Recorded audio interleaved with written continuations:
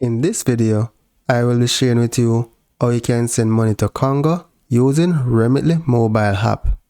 When you sign up using the link in the description of this video, you'll receive $10 and your first transfer free.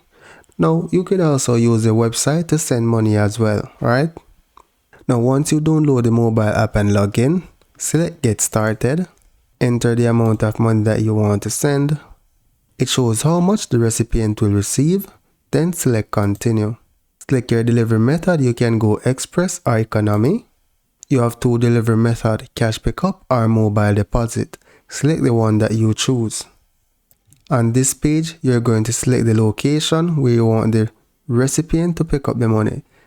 So here I'm going to select Express Union. On this page, provide the recipient first and last name. Then select Continue. Enter the city and then province. Then select Continue.